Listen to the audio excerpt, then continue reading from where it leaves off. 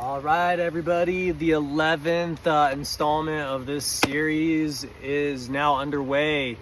This book has surprised me. Actually, this last little bit has strayed far from what I thought it was going to be, and we actually have quite a lot to talk about today. I kind of read last time more than anything. I tried actually not to take out my pen, but then I tried to sort of fiddle through the pages as I was making my analysis and give some citation to my thoughts there. This time I went back more to my conventional kind of method, and that was either taking notes in the foot of the book or sort of putting brackets around things or underlining or whatever. And to start off with, I kind of was just sort of playing off of some current events a little bit, you know what I mean? Just everybody being so focused in on almost what everybody's doing. It's like, you know, everybody's trying to create this attention and things like that. But I think that the greatest attention that you'll ever get is basically when it seems like it's just you. I think that perhaps maybe that is the utmost form of attention, and it's sort of like, you know, when everything's just listening. But whether or not you recognize yourself, I think, is still sort of a skill that can be kind of honed in a little bit. Where again, like I said before, you might be looking into a mirror and only be able to see 14 reflections of yourself inside of something, rather than being able to, you know, take the mirror sort of beyond it being something that everybody else sort of sees. After all, you're looking at you, are you not? And is everybody ever really going to be able to see that? And so maybe at that point in time, it's as if everything is as much ignoring you as it is actually paying attention to you.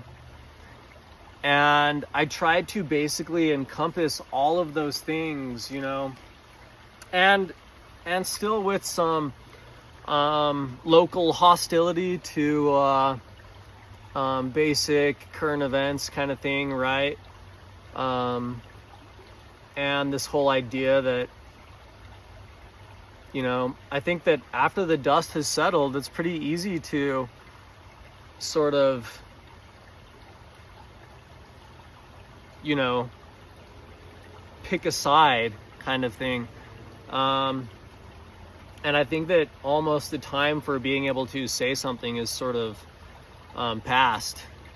And basically what you're going to hear from now on is just going to be that further rhetoric of people already knowing what they believe, because they feel like they have control again of their mirror, you know, kind of like this right here, right? And it's no longer that place where it's like you're in the wild a little bit, you know? It's like all of a sudden you're back to humanity, you're back from space kind of thing. And, you know, whether or not you said something or whatever still says a lot about you. And I'm not saying it's wrong to be quiet, you know what I mean? And there's a lot to be seen or heard if you yourself in those moments of critical development are just sort of, you know what I mean, truly bewildered almost, right? And I think that there's a lot of character always escaping our definitions, and he goes into that. He always, you know what I mean, this last chapter has had so much. It's just full of so much, like in the last little moment, just full of so much richness, like being able to see almost like a stormy sky kind of thing, but it's held at apprehension. You know what I mean? It's very apprehensive, like in its approach and in its deliverance of natural components kind of thing. It's like we're just looking at a cloud at this point, sort of wondering what it will do. Because really, if you think about it, maybe a cloud could change the world too. If you actually did see something amazing in a cloud, you know what I mean? Like, it's not that unfathomable to imagine there being such an instance or a case. And it's just that there's like so much in there. And sometimes I have dreams where, you know, I'm walking on sidewalks and I imagine myself sort of in the clouds. It's just a place of potential. It's a place of morphing nature. You know, this idea that can bring devastation or life kind of thing. I told somebody the other day, actually, it's just on my social media. I was like, they're like listening to this, listening to that, blah, blah, blah, blah, blah. And I was like, I just listened to the wind. You know what I mean? I might actually sort of sound like almost like a modern, more zany kind of Native American or something like that, right? But you know, I said something to the effect of, if not verbatim, the only thing I listen to is the wind, but I still understand that it can tear my home down, kind of thing, you know. And I don't know if it upsets people to hear things like that said, because that's what I mean by reduction kind of theory, you know what I mean? Just, it's a problem for everybody.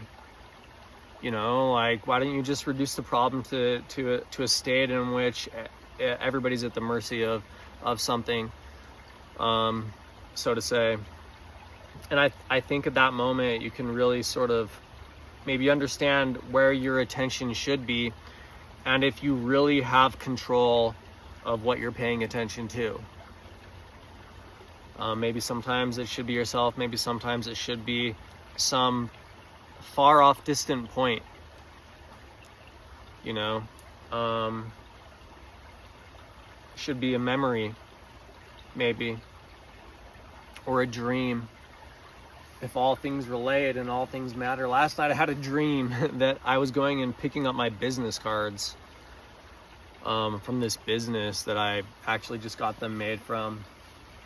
I sort of felt like I had to disperse quite a bit of heat that sort of came my way in this last little bit, and I was just like, all right, well, you know what I mean? Like, I genuinely have tried to prepare for basically every existent or imaginable outcome you can think of, even in dreams. Like, I've gone so far to like write, you guys want to catch just a little bit of a glimpse of like how far I've tried to prepare for everything. It's like I have written on the extent of almost anything that can be expressed, as chaotic as you can even attempt to make something appear as if death is the absolute nothingness that is always near. And how to channel those energies and how to create pathways and portals through all those things. Anyways, you know, but I think that sometimes we should pay attention to our surroundings. And so, yeah, I had that dream, and pay attention to our surroundings, pay attention to all things. If it really matters, then hear this too, you know what I mean, kind of thing. Like, and that's perhaps why I am so far out there. I really am. You want to know what my memories of just growing up are? Just wandering alone by myself. Almost everywhere. I just have memories just wandering alone by myself. In all types of scenes, all types of scenery, all types of habitats. Just wandering alone by myself. Literally. That's what I remember of most of my childhood. Just wandering everywhere by myself. But, you know what I mean? And just thinking. The entire time I'm just thinking about everything. But I had this dream of like going and picking up.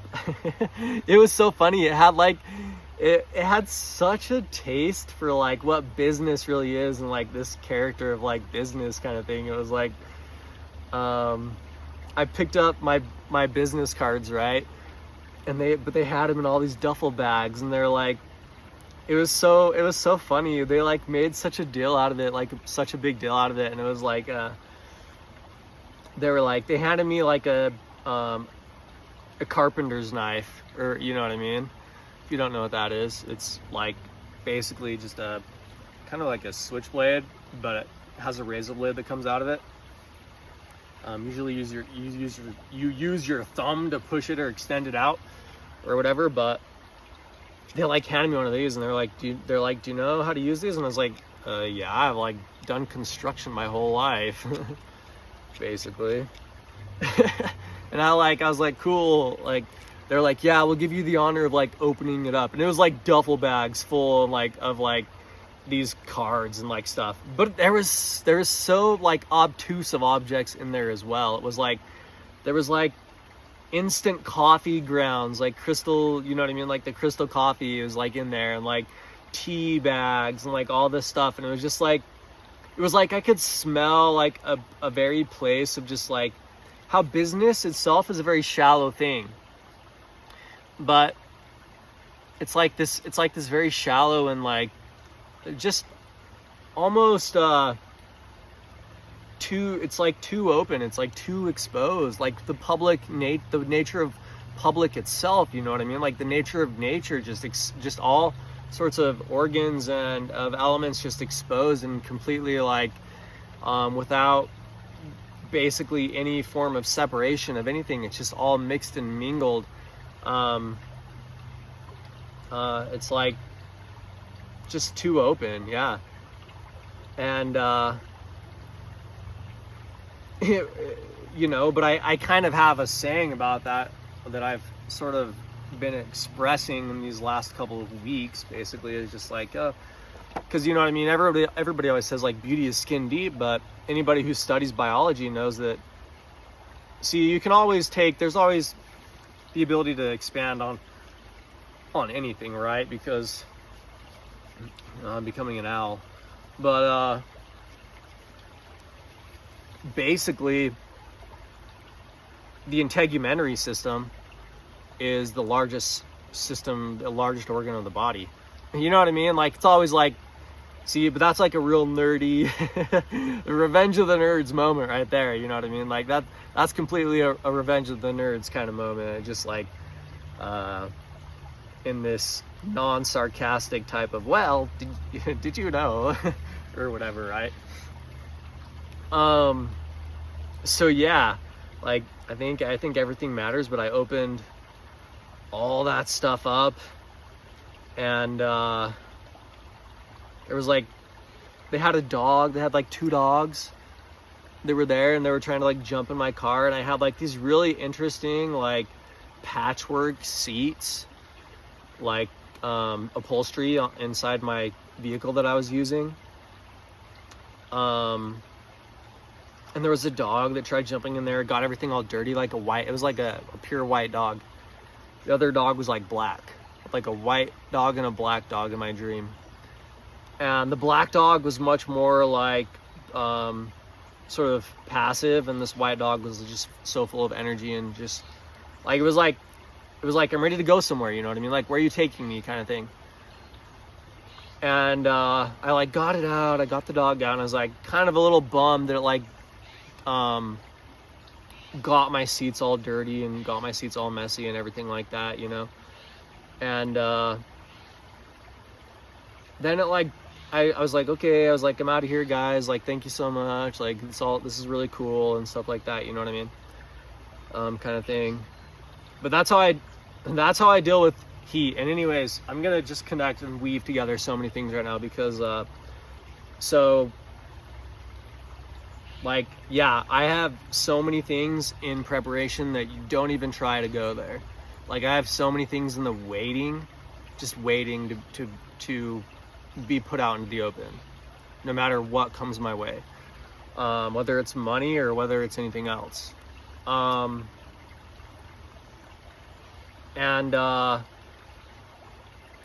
so then the dog, I have 2 points. So then the dog tries to jump in the front seat, and I'm like, come on, I'm like, get out. I'm just like, I'm used to dogs, you know what I mean? You just gotta like use your angles and like twist and get around their neck and then push them aside, you know what I mean, kind of thing. Like, that's all you have to do. You gotta wrestle with them a little bit. I pushed it out, and it made like a squeal, you know what I mean? And I just felt so bad. I was like, I'm sure it's fine, you know what I mean? But I don't know, just I felt so bad that it was like it wanted to go with me, you know?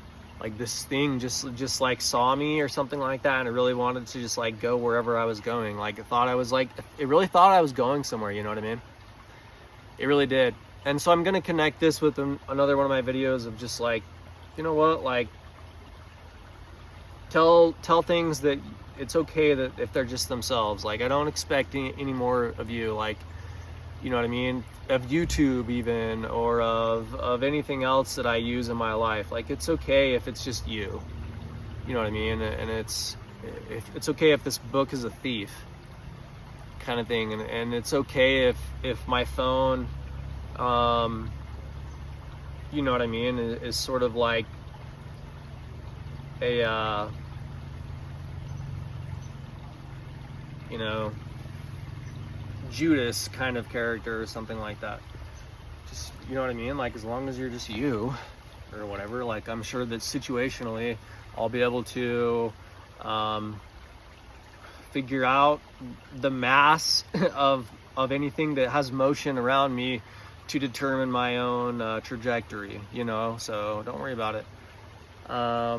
Yeah, this dog tried to jump in this car with me, and I was like, I'm sorry, man, like, you know what I mean, like made me feel bad, like something really believed in me that much. But just know, you know what I mean, like just know that I'm being myself, and it's like, you know, and then if was anything that I could give you, maybe hopefully there's something that I could reflect towards you, you know, like hopefully there's some glimpse of me that perhaps maybe I can be something that reflects light as well, and reflects something back your way, that maybe you really can know who you are, and maybe gain a voice and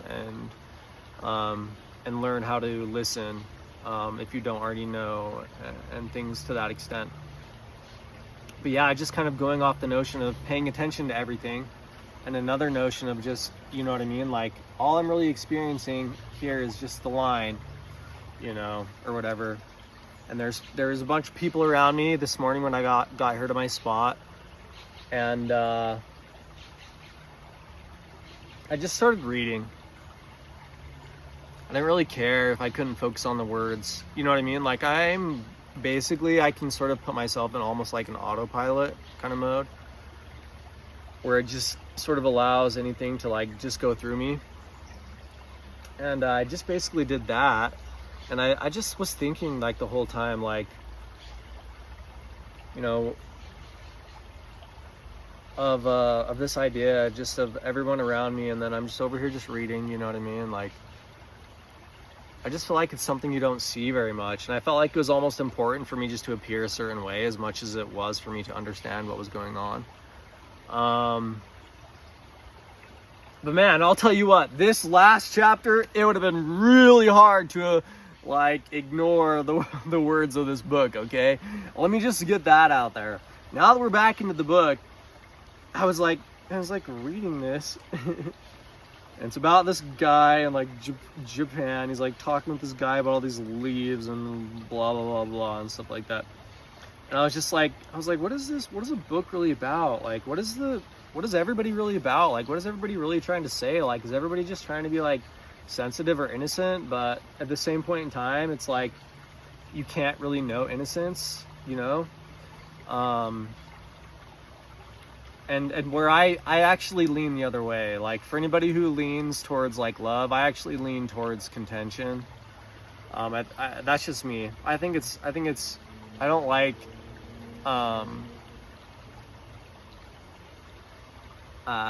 things that, you know what I mean, like, and I know that I've said in here previously, I kind of take probably a position that's pretty familiar to some of the works in this book, but it's like, oh, we're getting to a really interesting part. But you know what I mean, how he's like saying it's only you that and because of you, you can experience even something else as well, you know what I mean? And then that's when I converged the idea of the lines in the beginning. So just look to the line always, you know what I mean? And that's all you're always seeing is a line. Does it mean something, some innuendo, or does it mean some conflict? That's what a good story is it's like a snake that weaves its way up like a ray of light. You know what I mean? And maybe that's how it's both things, because maybe its reflection is right. If you're good enough at reflecting it, you can sort of make both things true. And we're getting into a lot of that here, is making those both things true. And there's some authors that I think are probably better to read than others. Like I think Thomas Aquinas is a really good one to read if you're trying to understand the dual nature that all things represent, kind of, and the ability to sort of flip-flop back and forth, you know what I mean, between certain perspectives on things that from both sides appear to be the, you know what I mean, the coin of both sides. But it's like, what really makes memory in our lives? Is it something sensual, or is it something that is resistant? Is it compassion, or is it space? That's some way I can make it null on, like I just created like a quadratic formula there where it's like null on both sides. You know what I mean? I've created an interwoven type of structure that it's like multiplying a ratio. You know what I mean? Type of thing. I believe that all, you know what I mean? You can almost revert everything to math if you want to. Math or mouth. But anyways, like, that's kind of what I was thinking as I was going through this. And so then I just got to this line and I thought I would underline it because that's what I was just thinking. And it was like a moment of like where I had the thought, and then it was like in here in the book, and I'm just like, all right, I'm gonna pay attention to it. You know what I mean? Like I'm gonna underline it, because it's like watching the movie, and it's like, it seems like prescience or premonition kind of, but obviously you're just, you know, pattern recognizing kind of things. And so you're just like thinking about a word, and then somebody like says the word, what are the chances of that? Well, you know what I mean? It's like, as much as everything is known, you know what I mean, at all times anyways, amazing. It's like normal. But yeah, so the line goes, Makiko jumped back with an expression of sudden pain, as if she had really been given a bite at some sensitive spot. Just like, it's like that whole that notion. Okay, so there's that, and I actually didn't underline this other part, but it obviously stood out because it was just like, man, what are you thinking about here? But honestly, I like the range of this author, but you know what I mean? It's just even to the fact of just like, even he is a character, and he's trying to just escape that, though. We get to a real interesting point of that all up here in a little bit. But he's talking about leaves and all this stuff. I can just quote it without quoting the book or whatever, but he had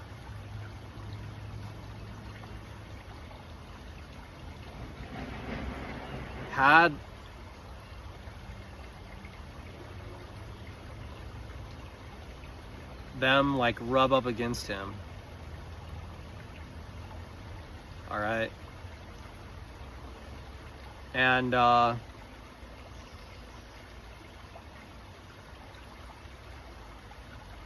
like it was like a mention, he like started describing like their nipples like rubbing up against this guy's arm in this book. They're talking about like Japanese maple leaves and stuff like that. He like works at this guy's house or something like that, basically. Or you're not gonna like get the wrong picture if that's what you think, but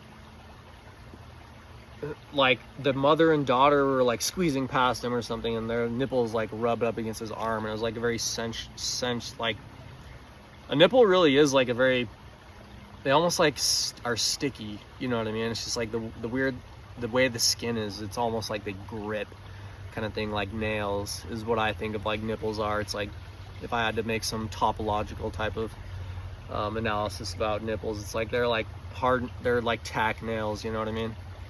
Just like tacks. But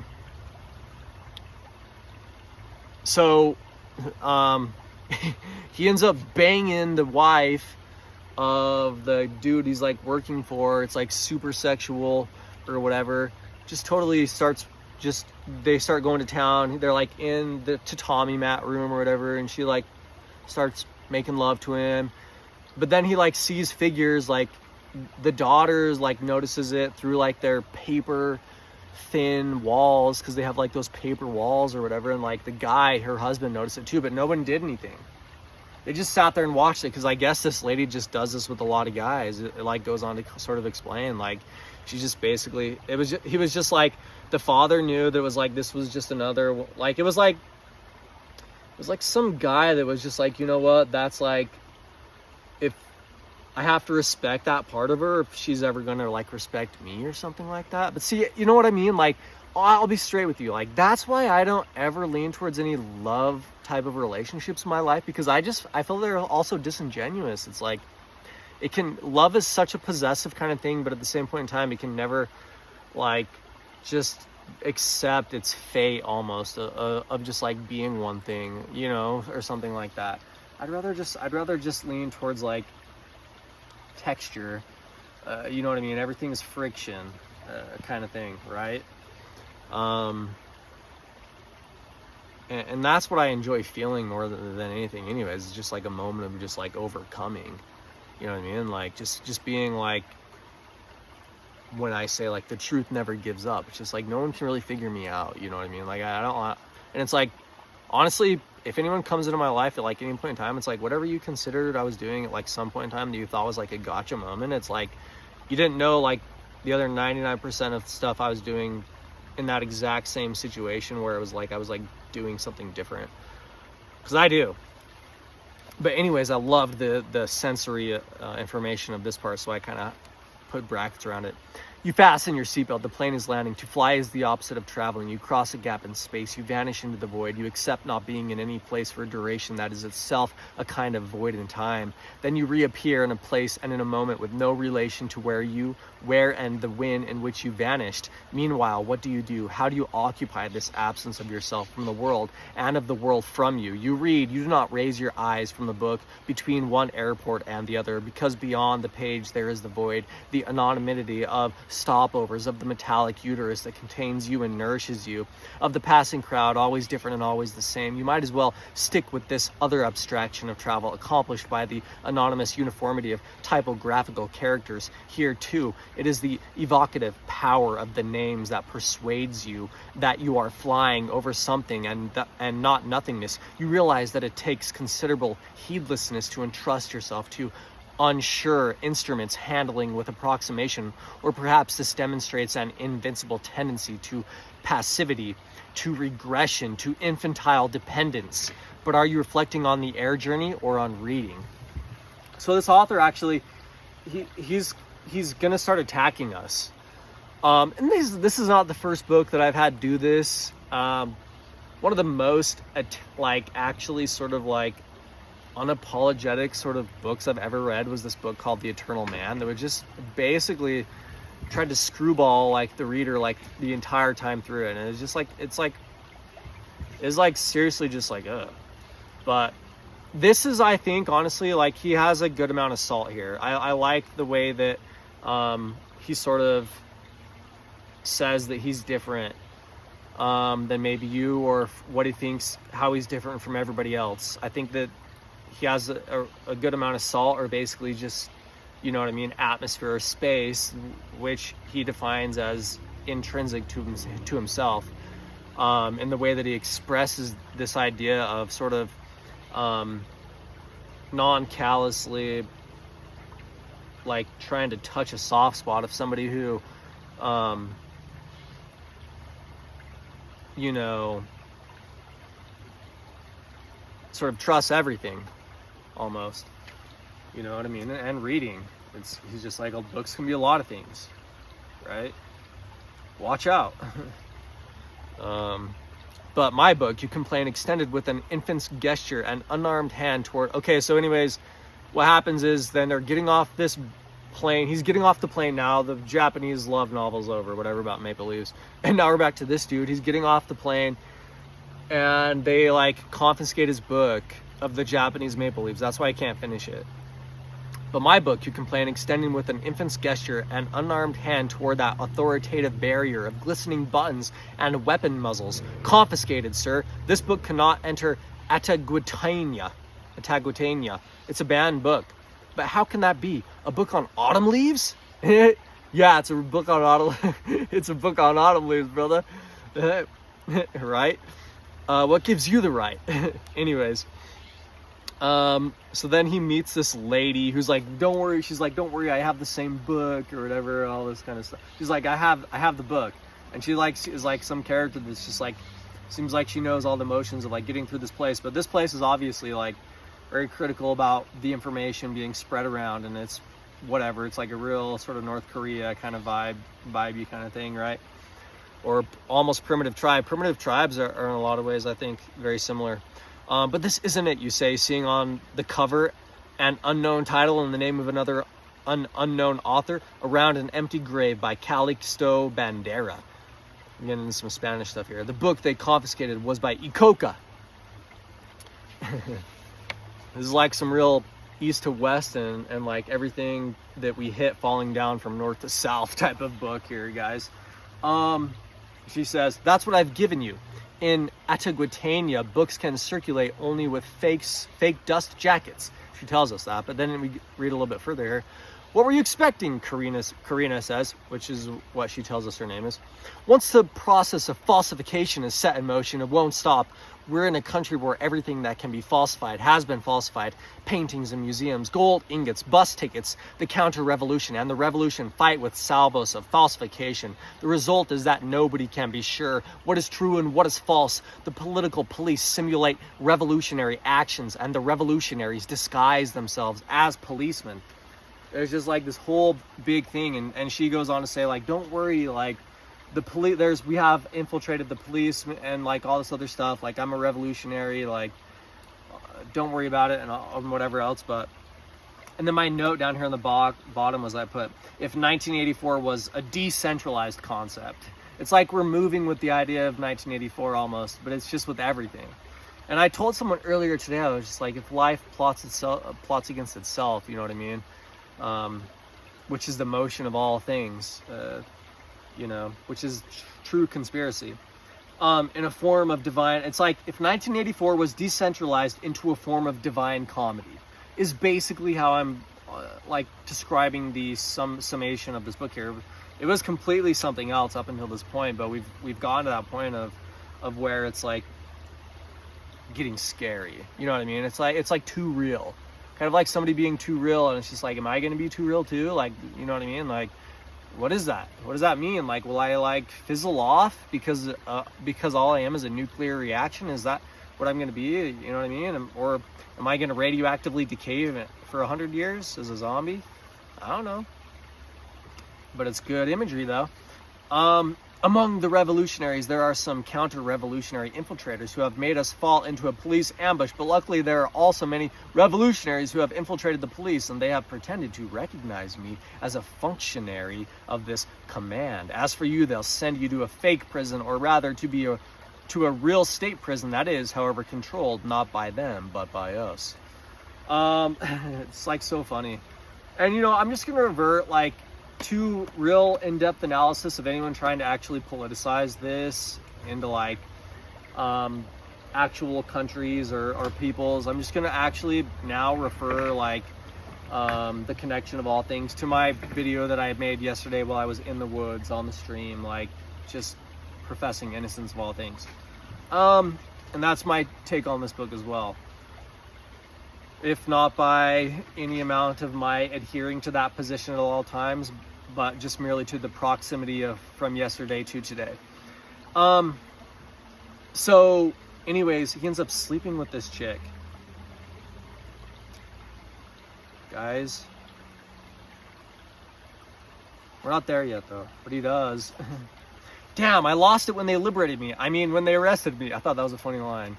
He just puts that in there. Damn, I lost it when they liberated me. I mean, when they when they arrested me. And then I just kind of had this thought about books themselves. Like, what is a book really? But it's just sort of like, a book is like fine silver, and nothing sort of steals heat like fine silver. You know what I mean? Like, just that idea of being something that always sort of has a way of being a material represented, that is sort of ethereal at almost any point in time, or religion, or scientific understanding. It's like a fantasy. Silver's like some sort of, it's kind of like a fantasy kind of metal. That it's almost just like, once you look at the properties of something, that just sort of eludes, but always has like an air of myth to it. You know what I mean? It's like book is just like fine silver with that patina, really sort of like waxed and waned into it, which is sort of a feeling. It's like, that's like a feeling of books to me, basically. And this a okay, so anyways, like, he goes in there and he's like, she's like talking to him and all this other stuff, but then anyways, what ends up happening is like, he's like stripping all these layers of identities that she has on, because it's like under each uniform there's like she has like another badge of some other profession, or whatever, you know what I mean, kind of thing. And then I wrote one of my quotes recently down here. I put, "The truth never quits." You know what I mean? As living as it is, it's something that maybe, like, it's just completely death to try to understand it completely. And this, "Is this a uniform?" Sheila exclaims. "You have remained upset." "No, this." "No, you murmur." Because now she's down to her scabies or whatever. But they end up basically having sex, and she like jumps on him and all this stuff or whatever. But this is a part that I really liked. It's another one of my good imagery sort of sections that I marked in here, that he just creates some absolute cinematic type of imagery to go along with all this. He says, "Yes, it is," Sheila cries. "The body is uniform. The body is armed militia. The body is violent action. The body claims power. The body's at war. The body declares itself subject. The body is an end and not a means. The body signifies, communicates, shouts, protests, subverts. With this, Sheila Alfonsina Gertrude has thrown herself on you, torn off your prisoner's trousers, your naked limbs, mingle under the closets of electronic memories." And then this part's really fascinating. And really, you know what I mean? Maybe it is like reproachable or sort of like invasive to you. You know what I mean? If a book really does seem like it connects to something, how could something that's so disconnected connect to anything at all? You know what I mean? But that goes, in my opinion, back to the whole idea of just like understanding yourself. And do you feel like you're alone? You know what I mean? But if you're coming to this world alone, maybe you can take granted for some things. If you die alone, you don't have to worry about anything after your death. But with the reader, what are you doing? Aren't you going to resist? Aren't you going to escape? You are participating. You fling yourself into it too. You're the absolute protagonist of this book. Very well, but do you believe that gives you the right to have carnal relations with all the female characters like this without any preparation? Wasn't your story with Ludmilla enough to give the plot the warmth and grace of a love story? What need do you have to go also with her sister, or with somebody you identify with her sister? With this Lotaria, Corina, Sheila, who, when you think about it, you've never even liked. It's natural for you to want to get even after you have followed events of pages and pages with passive resignation. But does this seem the right way to you? Or are you trying to say that even in this situation you find yourself involved despite yourself? You know very well that this girl always acts with her head. What she thinks in theory, she does in practice, to the ultimate consequences. It was an ideological demonstration she wanted to give you, nothing else. Why this time do you allow yourself to be convinced immediately by her arguments? Watch out, reader. Here everything is different from what it seems. Everything is two-faced. I just love that. And anyways, So the lady gets taken away or whatever. People come in and she says like, oh, I can never have a moment to myself or whatever, basically, after he gets done berating us as the his character or whatever, you know what I mean? You know, like kind of thing there. But I just wrote here before we're gonna end this kind of section, what's the real plot? A dream, live to sleep, grace and power. Just, you know, some keywords that sort of come to my mind as I sort of finish off this moment. But anyways, yeah, Great Al signing off.